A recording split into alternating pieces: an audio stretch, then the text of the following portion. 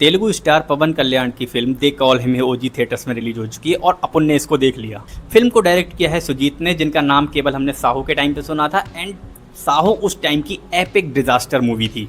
और हाल फिलहाल में रिलीज हुई पवन कल्याण की हरिहर वीरा मल्लू भी जबरदस्त डिजास्टर हुई थी। तो कहने का जो सीधा सा मतलब है वो ये है कि अपनी दो लास्ट डिजास्टर देने के बाद ये दोनों साथ आए हैं।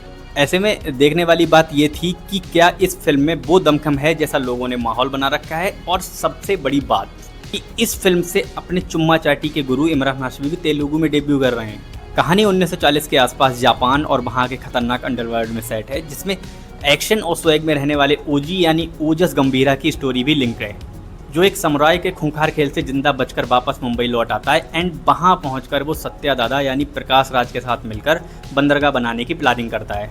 पता नहीं, मुझे ये फिल्म देखते हुए बार बार एक ही फीलिंग आ रही थी कि इसका जो टाइटल है वो कंटेनर या फिर पोर्ट होना चाहिए था, क्योंकि फिल्म के 80% हिस्से में इन्हीं दो वर्ड्स का सबसे ज़्यादा यूज़ हुआ है, container port, container port, port container. 70s तक सत्या दादा एक मिस्टीरियस कंटेनर को लेकर अदर फैमिली से उलझे रहते हैं एंड कई सारी ऐसी सिचुएशंस बनती हैं जिनकी वजह से ओजस को अपना सब कुछ छोड़ना पड़ता है।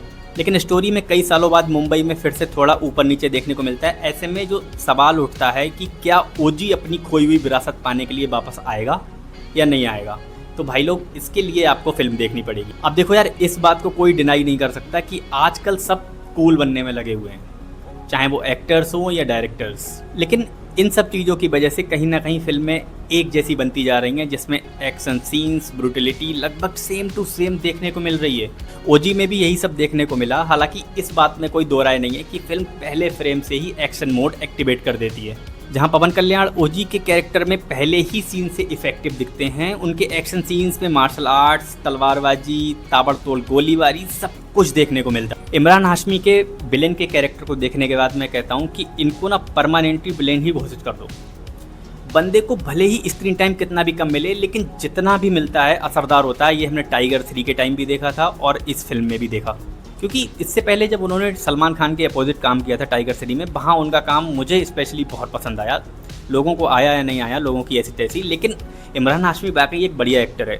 और ओजी देखने के बाद उन्होंने ये फिर से साबित कर दिया कि आप चाहें उन्हें थोड़ा सा स्क्रीन टाइम दें, चाहे बड़ा दें, या फिर एक्टर्स जो लीड एक्टर है उसके बराबर दें, वो लीड एक्टर से 20 साबित ही होंगे। डायरेक्टर सुजीत की ये खासियत है कि उनकी स्टोरी में कई स्टोरीज एक साथ चल रही होती हैं और इस फिल्म में भी वैसा ही है। और उसको बचाने का काम थमन के बीजीएम ने कर दिया, क्योंकि इस मूवी का जो बीजीएम है वो कहीं ना कहीं मुझे बहुत अच्छा लगा। जैसे जैसे एक्शन सीन चलते हैं साथ में बीजीएम भी चल रहा है, वो बहुत ही अच्छी वाइब दे रहा था। तो ओवरऑल ये एक good action and one time watchable film है। मैं दूंगा ओजी को 3 आउट ऑफ 5 स्टार्स। अगर तुमने देखी तो कमेंट में बताना कैसी लगी, नहीं देखी तो जाके थिएटर्स में देखो। जल्द मुलाकात होगी आपसे फिर से। बाय।